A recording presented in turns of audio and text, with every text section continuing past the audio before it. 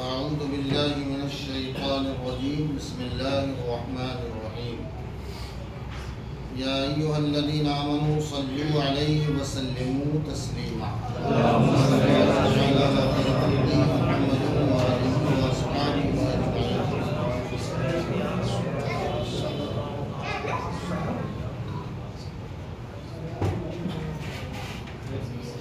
اعلان نبوت کے بعد بعثت کے تعلق سے پیغمبر نے جو اہل مکہ کو توحید کی دعوت دی اور بت پرستی سے روکا، یہ گفتگو ہم کر رہے تھے. انشاءاللہ آج کی گفتگو وقت کے دامن میں جگہ رہی تو ہجرت تک کریں گے، ورنہ انشاءاللہ جو باقی ہوگا تو کل انشاءاللہ یہ اب تک کی جتنی گفتگو ہے کل انشاءاللہ اس کا ماحصل ہم ایک دوسرے کو سمجھنے اور سمجھانے میں معاون اور مددگار ثابت ہوں گے. حضرت سیدنا عثمان ابن عفان رضی اللہ تعالی عنہ کہتے ہیں کہ میں اپنی خالہ عروہ بنت عبد المطلب کے یہاں ان کی عیادت کے لیے گیا. محمد رسول اللہ صلی اللہ علیہ وسلم وہاں موجود تھے. میں نے آپ کی طرف بغور دیکھنا شروع کر دیا. نبوت کا تذکرہ چونکہ چل رہا تھا، مجھے متوجہ ہو کر دیکھنے کی وجہ سے وہ بولے عثمان کیا بات ہے؟ میں نے کہا مجھے بڑا تعجب ہے، آپ کا ہم لوگوں میں کیا مرتبہ تھا؟ آپ کو ہم امین کہتے تھے، اب یہ افتراء پردازی کیا ہو رہی ہے؟ قرآن کی چند آیتیں انہوں نے پڑھ کے سنائی.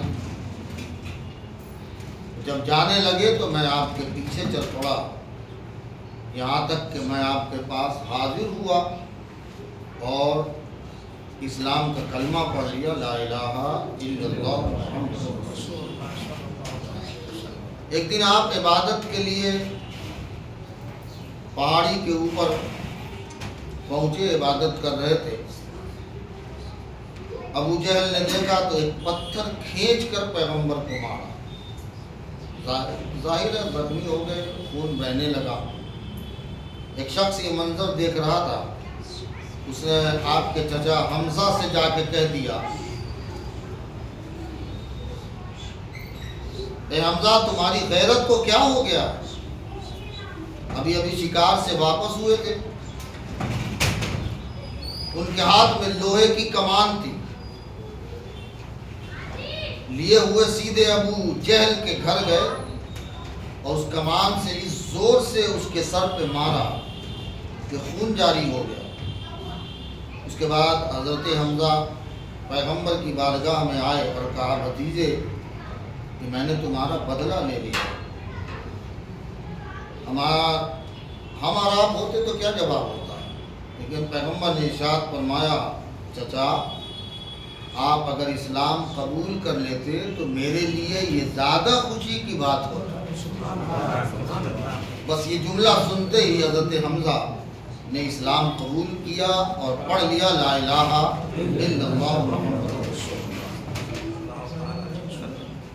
حضرت حمزہ کے اسلام کے بعد چند لوگ اور بھی مسلمان ہوئے، اور میں نے آپ کو پہلے بھی بتایا تھا کہ حضرت حمزہ مسلمان ہوئے تو 30 وہ مسلمان تھے، یعنی تعداد 30 تک پہنچ چکی تھی. قریش اپنے قبائلی پارلیمنٹ میں جمع ہوئے جس کو دار الندوہ کہتے تھے. میٹنگ کا گھر تھا اور اس دار الندوہ میں اس بات کے لیے جمع ہوئے کہ غور کریں کہ اسلام کے پھیلاؤ کو روکنے کے لیے کیا تدبیر کی جائے۔ عمر بن خطاب نے کہا کہ میں محمد کو قتل کر دیتا ہوں اور مکے کو اس کے شر سے بچا لیتا ہوں۔ پختہ ارادے کے آدمی تھے حضرت عمر، قد بھی بڑا لمبا تھا۔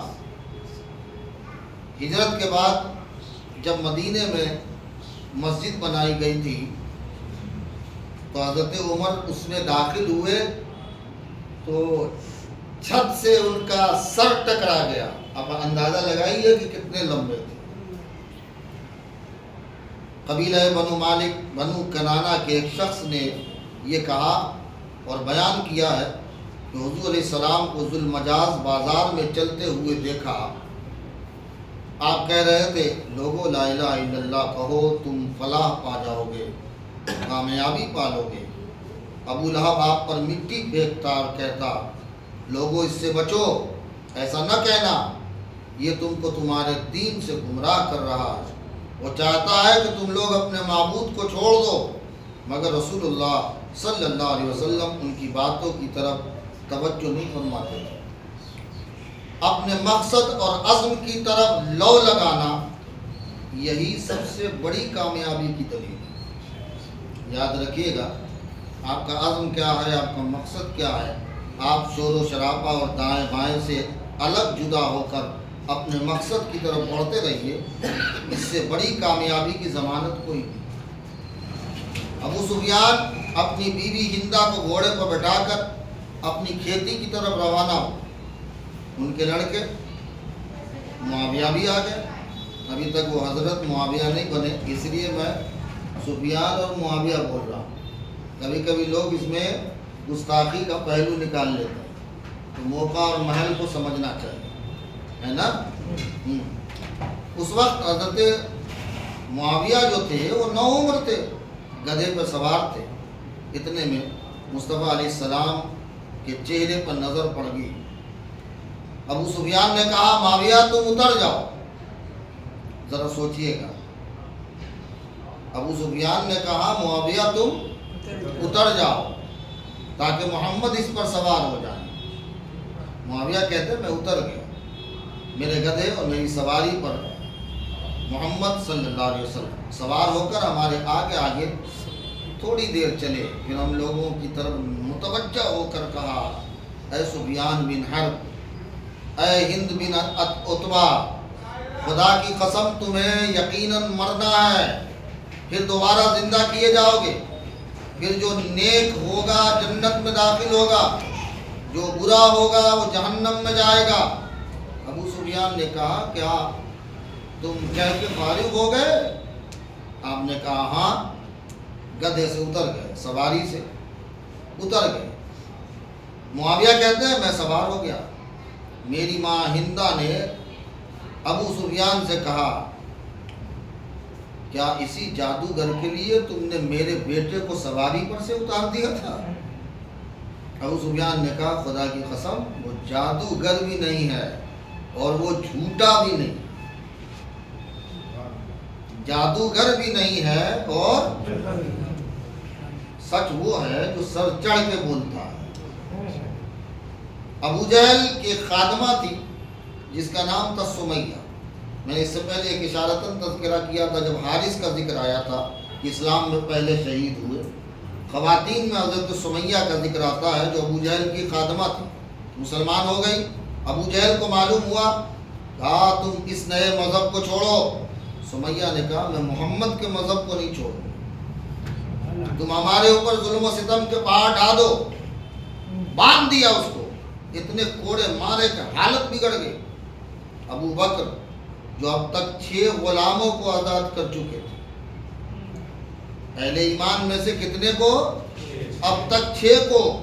انہوں نے کہا ابو جہل ایک کام کر، 100 دینار لے لے، یہ سونے کے سکے ہوتے ہیں، 100 دینار لے لے، اسے آزاد کر۔ راضی نہیں ہوا، آپ نے کہا 150 لے لے، آزاد کر دے۔ وہ راضی نہیں ہوا، کہا منہ مانگی کوئی قیمت لے، تو جو بول میں دوں گا مگر اسے آزاد کر دو۔ وہ فروخت کرنے کو بیچنے کو تیار نہیں ہوا. اب سمیہ چونکہ دایا گیری کا بھی کام کرتا ہے، سمجھتے ہیں نا، وہ بچے جو پیدا ہوتے عورتوں کو وہ بھی کام کرتی تھی.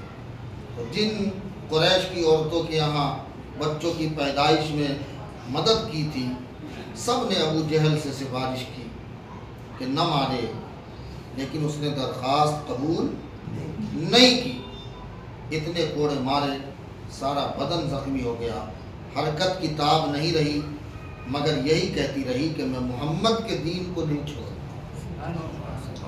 محمد کے دین کو نہیں چھوڑے. ایک روز سمیہ کو خانہ کعبہ کے پاس ابو جہل لایا اور سب کے سامنے کہا کہ محمد کے دین کو چھوڑتی ہے یا نہیں؟ سمیہ نے انکار کیا. ابو جہل نے اپنا نیزہ سینے پر مارا جو پار ہو کر پیٹھ سے نکل گیا. اس طرح تاریخ اسلام میں حضرت سمیہ کو پہلے شہید ہونے کا درجہ حاصل. یہ پہلی شہید تھی جو اسلام میں شہادت کا جام آپ نے پیا، اور اتنی مشقتوں کے بعد بھی ان کے ایمان میں ذرا سا حرف نہیں ہے. ہمارا اور آپ کا حال کیا؟ ہم ایمان میں اتنے ڈاوا ڈول ہیں کہ ذرا سی تکلیف میں ہم سب کچھ کھونے کو تیار ہو جاتے ہیں. انہوں نے ایمان کے لیے سب کھو دیا، مگر یہ خیال رکھا کہ ہمارا ایمان کھونا نہیں چاہیے. دو آدمی مکے میں ایسے تھے جو قائدانہ صلاحیت رکھتے تھے اور اوصاف کے اعتبار سے اتنے ممتاز تھے کہ دنیا اس کا لوہا مانتی تھی. ایک تو حضرت عمر بن خطاب تھے اور دوسرے عمرو بن ہشام، ایک ابو جہل تھا، اس کا لوہا مانا جاتا ہے. حضور علیہ السلام نے دعا فرمائی، اللہم اید الاسلام بأحد العمرین. حضور نے دعا کی، مولا یہ دونوں عمر یعنی عمرو بن ہشام ابو جہل اور عمر بن خطاب، دونوں میں سے کسی ایک کے ذریعے سے اسلام کو تقویت عطا فرما دے. نبی دعا کرے اور قبول نہ ہو، پیغمبر نے دعا کی، اللہ تعالیٰ نے دعا کو قبولیت کا شرط بخشا اور حضرت عمر بن خطاب نے اسلام قبول کیا. حضرت عمر چونکہ دعوت کے مخالف تھے، ایک روز انہیں سخت غصہ آیا، ارادہ کیا آج میں پیغمبر کا کام تمام کر دوں گا. تلوار لے کے گھر سے نکلے، راستے میں نعیم بن عبداللہ ملے. انہوں نے پوچھا عمر کہاں کا ارادہ ہے؟ کہا محمد کو قتل کرنے کا. کہا اس صحابی نے، نعوذ باللہ، اس ملحد اور بددین نے قریش کے تمام خاندان کو تفرقے میں ڈال رکھا، تمام کی عقلوں کو بے وقوف بتایا، ہمارے دین میں عیب لگایا، معبودوں پر سب کو شتم کیا ہے. نعیم نے کہا عمر تمہارے نفس نے تمہیں دھوکے میں ڈال رکھا ہے، کیا تم سمجھتے ہو محمد کو قتل کر ڈالو گے؟ بنو عبد مناف تم کو چھوڑ دیں گے؟ تم زمین پہ چلتے پھرتے رہو گے؟ انہوں نے کہا کہ ایک کام کرو، محمد سے پہلے اپنے گھر کی خبر تو لو. عمر نے پوچھا کون سا گھر؟ نعیم نے کہا تمہاری بہن فاطمہ اور بہنوئی سعید ابن زید کہ اس نے خود محمد کے دین کو قبول کر لیا، پہلے اس کی اصلاح تو کر لو، پھر محمد کو ختم کرنے کی بات کرنا. غصہ بڑھ گیا، بہن کے گھر گئے، بہت مشہور ہے آپ جانتے ہیں. بہن بانوئی کو دونوں کو گھر میں تھے. ایک مسلمان تھے حضرت خباب، نام سنا آپ نے؟ حضرت صہیب رومی، خباب، ان لوگوں نے بڑی مشقتیں جھیلی ہیں اسلام کے لیے، قرآن کی تعلیم دے رہے تھے. عمر کی آہٹ پا کر خباب تو چھپ گئے. عمر نے اندر داخل ہوتا ہی اپنی بہن اور بہنوئی سے کہا میں نے سنا ہے تم دونوں بددین ہو گئے ہو، صابی ہو گئے ہو.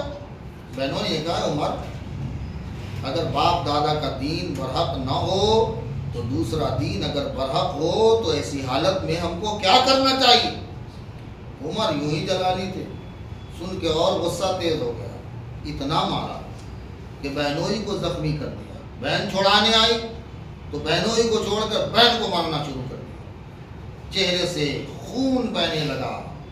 بہن نے کہا اے خطاب کے بیٹے سن، تم جو کرنا چاہو کر لو، ہم اب اسلام قبول کر چکے ہیں، اب ہمارے دل سے اسلام نہیں جائے۔ بہن کو خون آلود دیکھ کر اور پھر یہ جملہ سن کر غصہ ٹھنڈا ہوا، ضمیر جاگا۔ بہن سے کہا وہ کتاب جو تم پڑھ رہے تھے مجھے بھی دکھاؤ۔ اب حضرت خباب جو چھپ گئے تھے وہ اب اندر سے باہر نکلے اور انہوں نے پڑھنا شروع کیا۔ ہر آیت پڑھتے جاتے تھے عمر کے دل میں اترتی جا رہی ہے، یہاں تک کہ اتنا شدید تأثر حضرت عمر کو ہوا کہ ان کی زبان سے نکلا ما احسن هذا الکلام و اکرما، کتنا اچھا اور کتنا اعلیٰ کلام ہے یہ کہ اب تک ہم نے اپنی آنکھوں سے اس سے بہتر اور اس سے اچھا کلام سنا ہی نہیں۔ حضور علیہ السلام اپنے اصحاب کے ساتھ اس وقت دار ارقم میں تھے۔ یہ ہم پڑھ چکے ہیں کہ صفا پہاڑی کے اوپر ایک الگ مکان تھا جہاں مسلمان جمع ہوتے تھے تاکہ لوگ آئے تو جب تک پتہ چل جائے تو غسل نہ پہنچا سکے۔ عمر کی فرمائش پر خباب ان کو لے کر دار ارقم کی طرف چلے، دروازے پر پہنچے، دستک دی، اندر سے ایک مسلمان نے جھانک کے دیکھا، عمر تلوار اپنے کاندھے پہ لٹکائے ہوئے کھڑے۔ انہوں نے حضور سے کہا یہ تو عمر ہے، تلوار لے کے آئے۔ حضرت حمزہ نے کہا ان کو اندر آنے دو، اگر وہ اچھے ارادے سے آئے ہیں تو خوشی کی بات ہے، اگر وہ برے ارادے سے آئے ہیں ہم انہیں ان کی ہی تلوار سے قتل کر ڈالیں۔ عمر مکان کے اندر داخل ہوئے، حضور علیہ السلام اٹھ کر ان کی طرف آئے۔ یہ طریقہ بہت انداز اور یہ سیرت کا یہ حصہ سمجھیے۔ عمر اندر داخل ہوئے اور پیغمبر اٹھ کے بولیے ہم اماموں کا، مولویوں کا، ہم پیروں کا حال کیا ہوتا ہے کہ لوگ آئیں مقتدی آ کے ہم سے مصافحہ کریں، ہم کیوں جائیں گے جی، ہم کیوں کھڑے ہوں گے جی؟ یہ ذرا توجہ میں رکھیے گا، سیرت کا یہ حصہ ہمیں بہت کچھ سکھاتا ہے۔ پیغمبر آگے بڑھ کے کھڑے ہوئے، آگے بڑھے اور آپ نے ان کی چادر پکڑ کے کھینچی اور کہا اے خطاب کے بیٹے کیا چیز تمہیں یہاں لائی ہے؟ عمر نے کہا اے محمد صلی اللہ علیہ وسلم خدا کی قسم تمہیں کیا چیز کھینچ کے لائی ہے؟ تم لگتا ہے باز نہیں آؤ، خدا کہیں تمہارے اوپر قہر نازل نہ کر دے۔ عمر نے کہا اے محمد صلی اللہ علیہ وسلم میں آپ کے پاس اس لیے آیا ہوں کہ اللہ اور رسول پر ایمان لے اور اس چیز کا اقرار کروں جو آپ اللہ کے یہاں سے لائے ہیں۔ یہ سن کر حضور علیہ السلام نے بلند آواز سے کہا اللہ اکبر، اللہ اکبر۔ یہ سنت ہے، آپ بھی پڑھیں اللہ اکبر، اللہ اکبر۔ اور اس سے گھر والوں نے جانا کہ عمر نے بھی اسلام قبول کر لیا۔ حضرت عمر کا خانہ کعبہ میں گئے اور قریش کے لوگ موجود تھے، سب کے سامنے اپنے اسلام کا اظہار کیا اور کچھ لوگ اٹھ کر انہیں مارنے لگے۔ حضرت عمر طاقتور تھے، لمبے چوڑے آدمی تھے، انہوں نے سب کو ڈھکیل دیا، بلند آواز سے اسلام کی صداقت کا اعلان کیا۔ حضرت حمزہ جو حضور کے چچا تھے وہ بعثت کے 6 سال ایمان لائے اور رسول اللہ نے ایک روز صفا کی پہاڑی کی طرف سے جب آپ کا گزر ہو رہا تھا وہاں آپ کی ملاقات ابو جہل سے ہوئی۔ اس نے آپ سے بہت برے انداز میں کلام کیا، آپ جواب دیے بغیر وہاں سے گزر گئے۔ پھر جو مسئلہ آیا وہ حضرت حمزہ کا، جو حضرت حمزہ کو اشارہ کیا گیا کہ محمد کو بڑی گزن پہنچائی ہے۔ اب ایسے وقت پر ذرا اہمیت اس بات کی ہے کہ دیکھیے کہ روایت میں آتا ہے کہ حمزہ جب اپنے گھر واپس آئے اور مکے کے کچھ لوگ ان سے ملے اور ان کو یہ شرم دلائی تو پھر انہوں نے وہ کام کر دکھایا جو شاید نہ ان کے بعد کوئی کر پایا اور نہ اس سے پہلے کر سکتا تھا۔ اب ظاہر سی بات ہے کہ ایسے ماحول میں پیغمبر صلی اللہ علیہ وآلہ وسلم جو دین کی تبلیغ کی اس میں جو صبر اور استقامت سے کام لیا، جو ثبات قدمی پیغمبر کی تھی، جو صبر اور پیشن تھا وہ آب زر سے لکھنے کے قابل. اب مکے میں چونکہ روز افزوں اسلام ترقی پذیر تھا، مسلمان روز بڑھتے جا رہے تھے، اور جو بھی آپ کی بات سنتا تھا، آپ سے قریب ہوتا تھا، یا جو آدمی تھوڑا سا بھی نرم ہوتا تھا، پیغمبر کے اصحاب ان کی طرف کوششیں کرتے تھے، محنت کرتے تھے. اب ایسے دور میں جہاں لوگوں کے لیے تبلیغ عام کرنے کی ضرورت تھی، تو پیغمبر صلی اللہ علیہ وآلہ وسلم نے جب یہ دیکھا کہ اب یہ 3 سال خاموشی سے اسلام کی تبلیغ تو ہوئی، مگر اب مشرکین مکہ کی طرف سے سخت مخالفت بھی ہونے لگی ہے اور ضرورت ہے کہ دین کی تبلیغ کی جائے، تو پیغمبر صلی اللہ علیہ وسلم کو حکم ہوا کہ اب آپ ٹکراؤ کے بجائے اعراض کا دامن پکڑ لیجیے.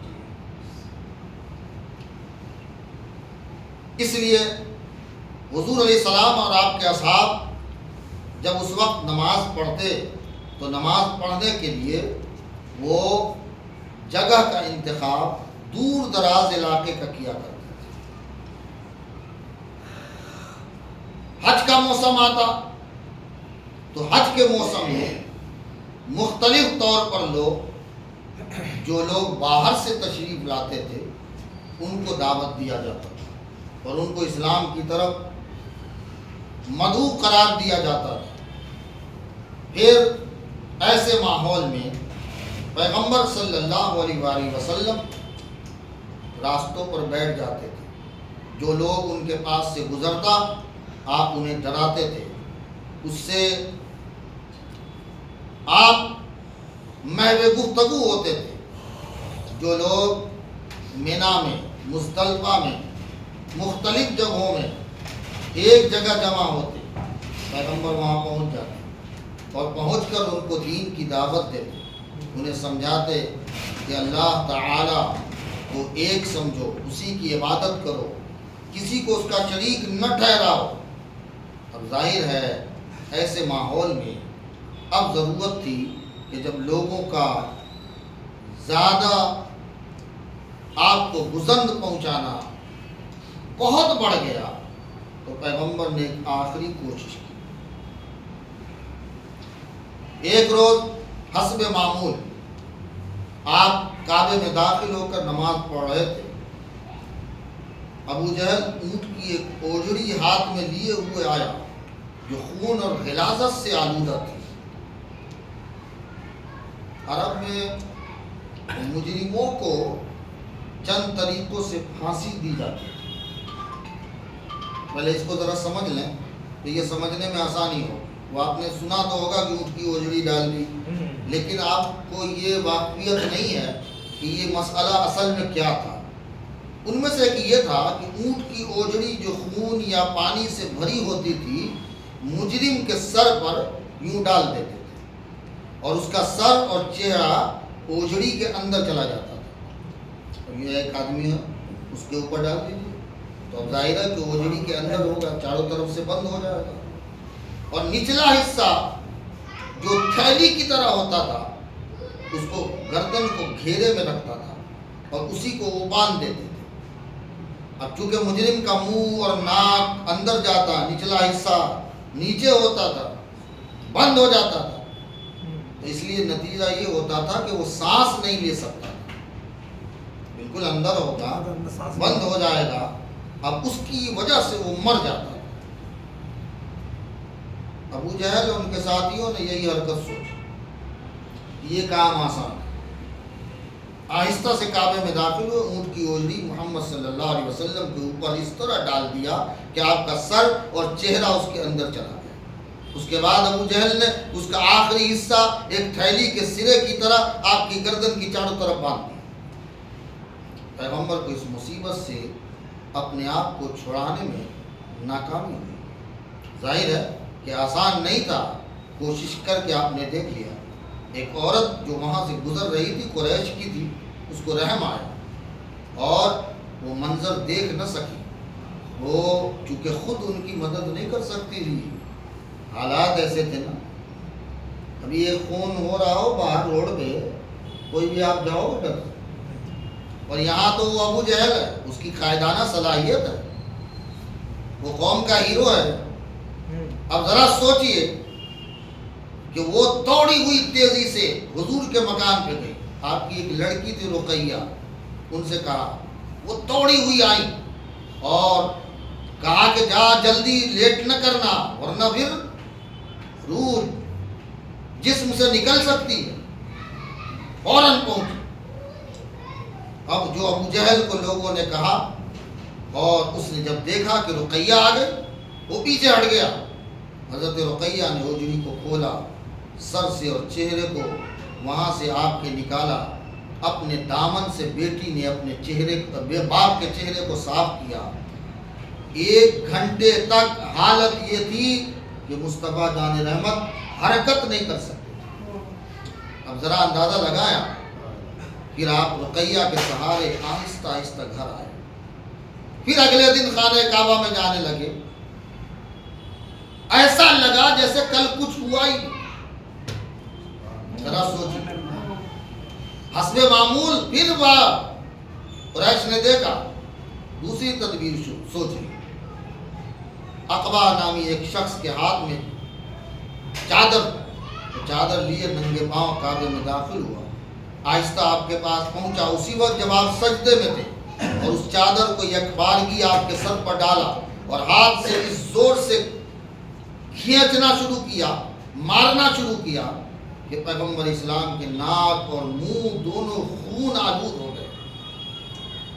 کچھ دیر کشمکش کے بعد آپ نے اپنے کو عقبہ کے چنگل سے چھڑایا. دوبارہ خون آلود شکل میں گھر واپس آئے. ذرا سوچئے کہ اتنی سخت عداوت کے باوجود مکے والے سیدھے آپ کو تلوار سے قتل کیوں نہیں کر رہے؟ جب اتنی عداوت تھی تو کیا کرنا چاہیے تھا کہ ڈائریکٹلی براہ راست آپ کو قتل کر دینا تھا، مگر اس کی کوشش نہیں کی. کیوں؟ ایک قبائلی نظام تھا مکے میں. ایک قبائلی نظام تھا کہ قریش کے 10 قبیلے مقیم تھے مکے میں. قریش کے کتنے قبیلے تھے؟ ان کی شاخیں 10 تھیں. اس 10 میں سے ایک قریش تھا. ذرا سوچیے. اور ان میں کا ایک تھا ہاشم، جس کی وجہ سے حضور کو آپ ہاشمی کہتے ہیں. تو ایک قبیلہ ہاشم، 10 دوسرے قبیلے تھے، اور اس قبیلے کے فرد حضور علیہ السلام تھے. دوسرے 9 قبیلے اگر محمد عربی کو قتل کرتے تو رسم قبائلی یہ تھا کہ قبائلی رسم کے مطابق یا تو اس کو خون کی قیمت دینی پڑتی بنو ہاشم، یا پھر جنگ کے لیے تیار ہونا پڑتا. اور یہ دونوں کام آسان نہیں تھا. یہی وجہ تھی کہ محمد عربی صلی اللہ علیہ وسلم کو قتل کرنے کی جرأت نہیں ہو پا رہی تھی. آخر مشورہ طے پایا کہ سرداران قریش محمد کے چچا ابو طالب کے پاس جائیں اور ان سے کہیں کہ محمد کو اپنے قبیلے سے خارج کر دیں. جب قبیلے سے خارج کر دیں گے تو ظاہر ہے کہ اس کمی کو پورا کرنے کے لیے کوئی بھی آگے بڑھ جائے گا. جب تک قبیلے میں رکھا ہے تب تک ظاہر ہے کہ یہ مسئلہ سامنے آئے گا. اب قبائلی نظام کے تحت ہم اس کے پیچھے پڑیں گے بھی تو ہمارا کچھ بگڑنے والا نہیں. پہلے تو ابو طالب نے سمجھا کے بھیج دیا، پھر آئے، پھر سمجھایا، تیسری مرتبہ کہا. ابو طالب نے کہا کہ میں محمد سے گفتگو کر لوں پھر میں تم لوگوں کو بتاتا ہوں. پیغمبر سے گفتگو کی. انہوں نے صاحب کہہ دیا، چچا میں نے جس دن سے یہ کام شروع کیا ہے اس دن سے میرا بھروسہ خدا کے سوا کسی اور پر نہیں. اگر آپ ہم کو قبیلے سے خارج کرنا چاہتے ہیں تو کر لیجیے، مگر میں اپنے مشن سے باز نہیں آؤں گا. ابو طالب نے اس کے بعد قریش والوں سے کہہ دیا کہ میں قبیلے سے محمد کو خارج نہیں کروں گا، لیکن جب تک زندہ رہوں گا سن لو، میں محمد کے مذہب کو قبول نہیں کروں. میں محمد کے مذہب کو قبول میں اپنی ضمانت لوں گا، اپنی گارنٹی لوں گا، لیکن محمد کی ابھی گارنٹی نہیں لوں گا۔ رہا قبیلے سے نکالنا تو وہ ابھی نہیں کر سکتا ہوں۔ جب اس نے دیکھا کہ بھائی یہ کامیابی نہیں ملی تو انہوں نے ارادہ کیا کہ براہ راست چلو چل کے محمد سے بات کر لیتے ہیں۔ اب یہ مسئلہ نہیں حل ہوا انڈائریکٹلی تو چلو ڈائریکٹ بات کرتے ہیں نا۔ قبیلہ قریش کے لوگ جمع ہو کر کہا کہ ایک کام کرو، کوئی آدمی تلاش کرو جو سب سے بڑا تم میں جادوگر ہو، بڑا کاہن ہو، شاعر ہو، محمد کے پاس وہ جائے اور پھر وہ اس سے بات کرے۔ تو سب کی نظر میں عتبہ بن ربیعہ ایک شخص تھا، اس کے سوا کوئی دکھا نہیں۔ کہا عتبہ سے تو جا، فیصلے کے مطابق عتبہ آپ کے پاس آ کر کہا محمد تم بہتر ہو یا تمہارے باپ عبداللہ؟ دیکھیے گا ذرا، جس قبیلے میں پیغمبر پیدا ہوئے جس علاقے میں، وہ بے وقوف لوگ نہیں تھے۔ یہ عام طور پر ہم یہ بتاتے ہیں نا، ہاں ذرا سوچیے، تم بہتر ہو کہ تمہارا باپ عبداللہ؟ آپ خاموش رہے، کوئی جواب نہیں دیا۔ پھر پوچھا تم بہتر کہ تمہارے دادا عبد المطلب؟ حضور نے کوئی جواب نہیں دیا۔ اس کے بعد عتبہ نے کہا اگر تم یہ مانتے ہو کہ یہ لوگ بہتر تھے تو ان لوگوں نے انہی معبودوں کی پرستش کی ہے، انہی معبودوں کو پوجا ہے جن کو تم برا کہتے ہو۔ اگر تمہارا دعویٰ ہے کہ تم ان لوگوں سے بہتر ہو تو بیان کرو، ہم بھی تمہاری بات سن لیں گے۔ خدا کی قسم ہم نے کسی بھیڑیے کے بچے کو اپنے ریوڑ سے اپنی قوم پر تم سے زیادہ منحوس نہیں دیکھا۔ یہ جملے سننے پڑ رہے تھے رسول اللہ، ذرا سوچیے، تم نے ہماری جماعت میں پھوٹ ڈال دی، ہمارے دین کو بدنام کر دیا، ہم کو عرب میں رسوا کر کے چھوڑ دیا۔ عام شہرت ہو گئی ہے کہ قریش میں ایک جادوگر پیدا ہو گیا۔ تمہارے اس حال کی وجہ سے ہمارے باز کو تلوار سے مار رہے ہیں، ہم آپس میں کٹ مریں گے، ایسی حالت ہو گئی۔ پھر عتبہ نے کہا شخص، اب چار چیزیں بہت اہم ہیں، اس کو سنیے اور اچھی طرح ذہن نشی کر لیجیے۔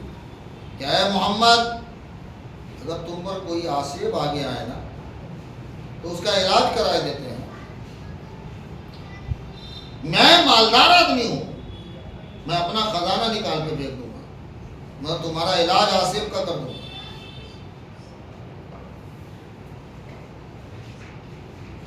اگر تمہیں کوئی ضرورت اور حاجت ہے تو ہم تمہارے لیے ڈھیر جمع کر دیں گے، تم قریش میں سب سے زیادہ مالدار اور دولت مند ہو جاؤ گے۔ اگر تمہیں شادی کی خواہش ہے تو قریش کی جن عورتوں کو تم چاہو اپنے نکاح میں کر دیں گے، تمہارے نکاح میں دے دیں گے۔ اور اگر تمہارا ارادہ بادشاہت کا ہے تو یہ سب کام چھوڑ دو، ہم تم کو اپنا قائد بنا لیں گے، بادشاہ بنا دیں گے، مگر یہ سب چھوڑو۔ آپ خاموشی سے ساری تقریر اس کی سنتے رہے، اخیر میں بولے تم کہہ چکے؟ پیغمبر نے کیا کہا؟ بول چکے ہو تم؟ عتبہ نے کہا ہاں۔ پھر آپ نے قرآن کی سورت نمبر 41 کی ابتدائی آیتیں پڑھنا شروع کیا، پڑھتے رہے، 13 آیتیں پڑھی۔ کتنی؟ قرآن کی سورہ 41 نمبر کی 13 آیتوں کو پیغمبر نے پڑھ کے سنایا، اور جو ہی وہ آیت پڑھ کے 13ویں آیت تک پہنچے، عتبہ نے آپ کی پیٹھ پر ہاتھ رکھ دیا اور کہا اے محمد بس بس بس۔ پھر پوچھا کیا اس کے سوا اور کچھ کہنا ہے؟ آپ نے کہا نہیں، مجھے اس کے سوا کچھ کہنا نہیں ہے۔ عتبہ واپس ہو کے اپنے گھر جا کے بیٹھ گیا، لوگوں کے پاس تو گیا نہیں جس نے بھیجا تھا۔ اب یہ لوگوں کو تشویش ہو گئی کہ ہم نے بھیجا تھا اور یہ آیا نہیں رپورٹ پیش کرنے کے لیے۔ ابو جہل کو معلوم ہوا، کہا کہ یار قریشیوں، لگتا ہے عتبہ کا دل بھی محمد کی طرف مائل ہو گیا ہے، اور عتبہ کو بھی تو کھانے پہ بلایا تھا محمد نے، وہ دعوت کی بات ہوئی تھی نا. ہاں دعوت میں بلایا تھا نا, لگتا ہے اس کھانے کا اثر اس پر بھی. آپ سمجھ سکتے ہیں یہ بیوقوف لوگ تھے. پھر ابو جہل ساتھیوں کو ساتھ لے کر عتبہ کے پاس گیا. ابو جہل نے عتبہ سے کہا, اے عتبہ ہم کو اس لیے آنا پڑا کہ لگتا ہے تم محمد کی طرف مائل ہو گئے. اگر تمہیں کوئی حاجت ہے ہم تمہیں اتنا مال جمع کر دیں گے کہ پھر تمہیں محمد کے یہاں کھانے کی ضرورت نہیں پڑے گی. ذرا سوچیے. عتبہ نے سن کر بگڑ کر کہا, تم کو خوب پتا ہے میں قریش میں بڑا مالدار ہوں, سب سے زیادہ مالدار ہوں, مگر خدا کی قسم محمد نے مجھ کو ایسا جواب دیا کہ وہ نہ تو جادو ہے, نہ شعر ہے, نہ کہانت ہے. اس نے مجھ سے وہ کلام کیا ہے کہ خدا کی قسم میرے کانوں نے ان جیسا کلام سنا ہی نہیں تھا. یہ عرب بول رہے ہیں, یاد رکھیے گا, یہ یورپ کے لوگ نہیں بول رہے تھے, یہ عرب بول رہے تھے جن کی زبان مادری زبان جن کی عربی تھی.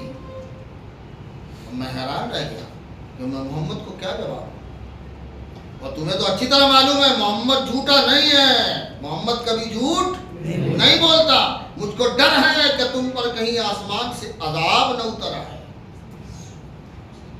پھر اس کے بعد قریش نے ایک روز آپ کو بلایا اور آپ کے سامنے کچھ باتیں رکھی. انہوں نے کہا, آپ جانتے ہو لوگوں میں کوئی بھی نہیں ہے جو ہم سے زیادہ تنگ شہر والا. ہمارے یہاں پانی نہیں ہے, ہم سے زیادہ تنگ زندگی والا کوئی نہیں ہے. اس لیے جس رب کی تم بات کرتے ہو کہ اس نے بھیجا ہے, دعا کرو پہاڑوں سے ہمارے لیے پانی لائے. پہاڑ ہٹا دے اور پہاڑ کی جگہ کیا لے آئے, ہاں نہر بہا دے. ہماری زندگی جو تنگ ہے وہ صحیح ہو جائے گی, ہمارا شہر کشادہ ہو جائے گا. اور میں ہمارے لیے شام اور عراق میں جو ندیاں بہ رہی ہیں نا, ان شام اور عراق والوں کی طرح ہمارے یہاں بھی ندیاں بہنے لگی. ہمارے خاندانی بزرگوں میں سے جو لوگ گزر چکے ہیں ان کو ہمارے لیے زندہ کروا دو. قصی ہی کو کروا دو نا. ہمارے باپ دادا میں قصی شجرہ میں ہم نے بتایا تھا, یاد ہو, قصی بن کلاب ہیں, وہ زندہ ہو جائے. ہمارے بڑے ہیں, وہ لوگ سچے تھے. ہم ان سے پوچھیں گے کہ تم حق پر ہو کہ باطل ہو. اگر وہ یہ جواب دے دیں موت سے مرنے کے زندہ ہونے کے بعد وہ تصدیق کر دے کہ تم محمد اللہ کے رسول ہو, تو پھر مسئلہ ختم ہو جائے. ہم تمہاری تصدیق کر لیں, تمہارا درجہ بھی دے دیں گے. جو خدا کے یہاں تمہارا درجہ ہے وہ درجہ بھی ہم مان لیں. ہم یہ بھی جان لیں گے کہ تم واقعی خدا کے رسول ہو, جیسا کہہ رہے ہو ویسے ہی ہو. ذرا سوچئے. یہ سن کر حضور نے کہا, ان چیزوں کے ساتھ میں تمہاری طرف نہیں بھیجا گیا ہوں. یہ تو وہی چیز لے کر تمہارے پاس میں آیا ہوں جس کے ساتھ اللہ نے مجھے بھیجا ہے. اور اللہ نے جس چیز کے ساتھ مجھے بھیجا ہے میرا کام تھا, میں نے وہ چیز پہنچائی. اگر تم قبول کرو تو دنیا اور آخرت میں تمہارا حصہ ہے, اور اگر اسے رد کرو گے تو میں اللہ کے حکم کا انتظار کروں گا کہ میرے اور تمہارے درمیان اللہ فیصلہ فرما دے. اب ذرا سوچ, جو لوگ کہا گیا قوم اگر کچھ مانگتی تھی, مثال کے طور پر حضرت موسیٰ علیہ السلام اللہ سے جا کے کہتے تھے, سنا ہے نا آپ نے, تو حضور علیہ السلام بھی کر لیتے, لیکن نہیں کہا گیا, نہیں کیا گیا. کیوں؟ آپ قرآن پڑھیں گے, آگے بات آئے گی, دیکھیے سنیے, پھر میں آپ کو سمجھاتا ہوں.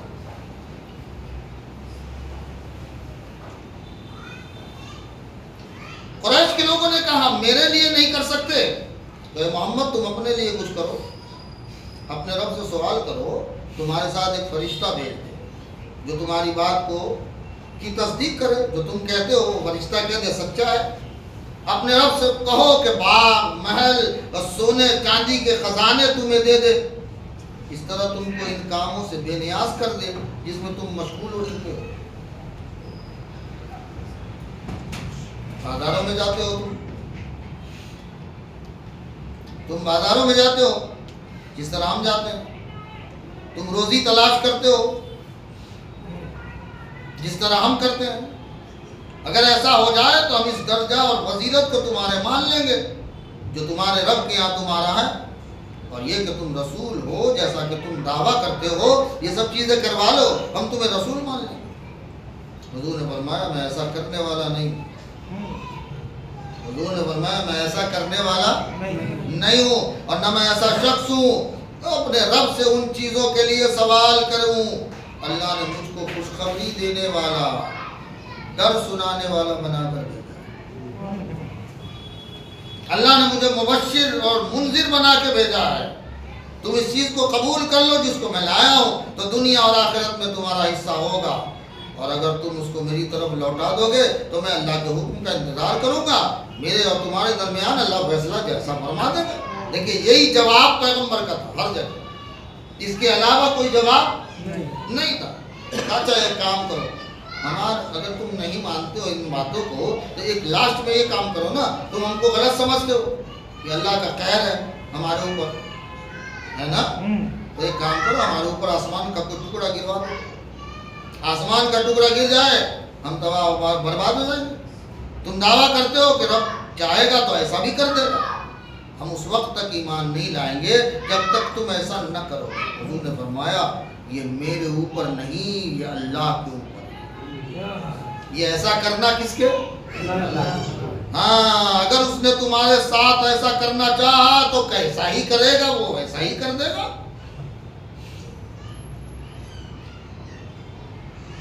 قریش نے کہا محمد کیا تمہارے رب کو معلوم نہیں تھا؟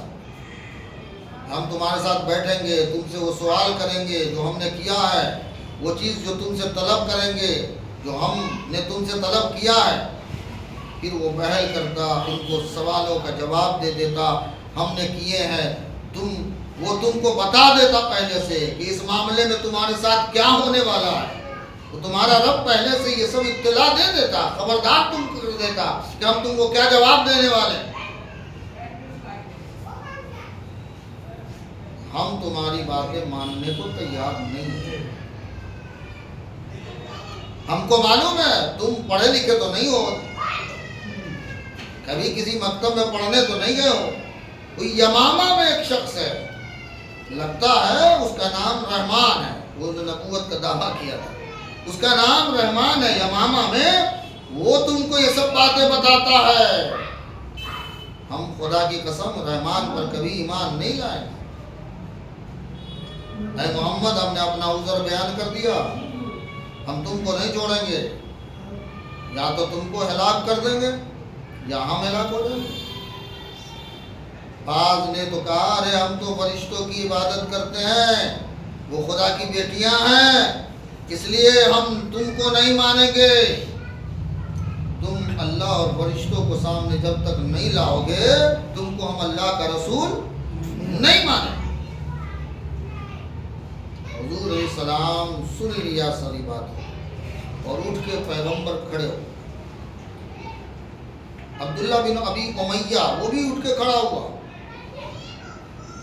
آپ کی پھوپھی تھی عاتقہ بنت عبد المطلب، اس کا لڑکا تھا، اس نے کہا محمد قوم نے آپ کے سامنے جو پیش کیا ہے آپ نے اس کو قبول نہیں کیا، پھر انہوں نے اپنے لیے کچھ باتیں آپ سے طلب کی تاکہ اس کے ذریعے سے وہ آپ کو وہ درجہ جانے جو آپ کے دعوے کے مطابق اللہ کے یہاں آپ کا درجہ ہے، اس طرح آپ کو پہچان کر وہ آپ کی تصدیق کریں، آپ کی پیروی کریں، مگر آپ نے ان کو نہیں کیا۔ پھر انہوں نے آپ سے کہا آپ خود اپنے لیے فائدے کی بات کر لینا، وہ چیزیں اپنے رب سے حاصل کریں جس سے لوگ اللہ کے یہاں آپ کی فضیلت کو، آپ کے درجے کو جان لیں، مگر آپ نے ایسا بھی نہیں کیا۔ پھر انہوں نے آپ سے مطالبہ کیا کہ عذاب کا حصہ اتار دیجیے ہمارے اوپر جس سے آپ انہیں ڈراتے ہیں، آپ تو وہ بھی نہیں کر سکے۔ اے محمد میں تم پر کبھی ایمان لانے والا تو نہیں، جب تک کہ ایک سیڑھی تم آسمان پر نہ لے جاؤ، تمہارے لیے ایک سیڑھی اترے اور وہ سیڑھی آسمان کی طرف جاتی ہو، پھر تم اس پہ چڑھ جاؤ اور چڑھتے ہوئے میں تم کو دیکھوں یہاں تک کہ تم آسمان پہ پہنچ جاؤ، پھر آسمان سے ایک لکھا ہوا نوشتہ لاؤ جس میں لکھا ہو کہ یہ محمد اللہ کا رسول ہے۔ 4 فرشتے آویں آسمان سے گواہی دیں یہ وہی ہیں جن کے بارے میں اللہ نے ایسا فرمایا ہے۔ خدا کی قسم ایسا کر بھی دیے نا محمد تم نے، میں سمجھتا ہوں پھر بھی میں تم پر ایمان نہیں لاؤں گا۔ ان لو فعلت ذلك ما ظننت انی اصدقک، اگر تم نے ایسا کر بھی دیا تو بھی میں تمہاری تصدیق نہیں کروں گا۔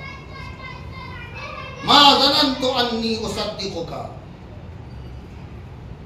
اس کے بعد پیغمبر اپنے گھر والوں کی طرف لوٹے، غم اور افسوس کی حالت میں تھے، کیونکہ آپ جو امید لے کر اپنی قوم کے پاس گئے تھے وہ امید پوری نہیں ہوئی، بلکہ وہ لوگ تو اب اور بھی آپ سے زیادہ دور ہونے لگے۔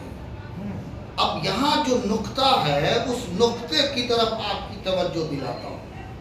یہ جتنی باتیں قریش نے حضور کے سامنے رکھیں سب کا بیان قرآن میں، سنیے۔ ہم لوگ تو قرآن نہیں پڑھتے نا اصل میں، یہ صرف سیرت میں نہیں ہے، یہ جتنی باتیں رکھی گئی تھی یہ سب کا بیان مختلف صورتوں میں قرآن ہی میں کہ ان لوگوں نے کیا کیا مطالبات کیے، یہ جتنے آپ کو ہم نے ابھی گنایا ہے یہ سب کا قرآن میں ذکر ہے، لیکن پیغمبر نے ان کے لیے ان کے مطالبات پورے نہیں کیے۔ کیوں نہیں کیے؟ کرنا چاہیے نا، جب آپ پیغمبر ہیں اور اللہ نے آپ کو معجزہ عطا کیا ہے تو حضور کو یہ مطالبات پورے کرنے چاہیے تھے کہ نہیں؟ بولیے۔ کرنا چاہیے، لیکن حضور نے یہ مطالبات پورے نہیں کیے۔ کیوں معلوم ہے؟ آپ نے حارث کا پڑھا، آپ نے سمیہ کا پڑھا، آپ نے بلال کو پڑھا، آپ نے صہیب رومی کو پڑھا، آپ نے اب تک خباب کو پڑھا کہ یہ اسلام میں کتنے مضبوط تھے، یہ اسلام میں کتنے مضبوط تھے۔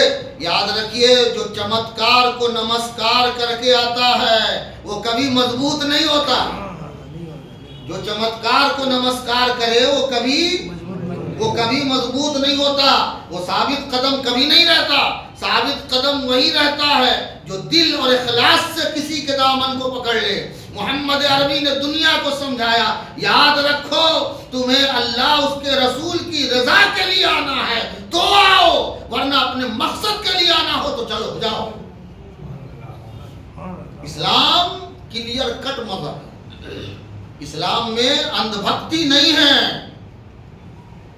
اس لیے آپ اپنے برادران وطن کو دیکھتے ہیں کہ نہیں، ان کے یہاں جو اندھ بھکتی ہے وہ آپ کے یہاں نہیں ہونی چاہیے، کیونکہ آپ کو دین نے اندھ بھکتی کا درس نہیں دیا ہے، آپ کو دین نے ہم اندھ بھکت نہیں بنایا ہے، آپ کو دین نے کہا آنکھ کھولے رہو، آنکھ کھولے رہو اور آنکھ کھول کے سمجھو۔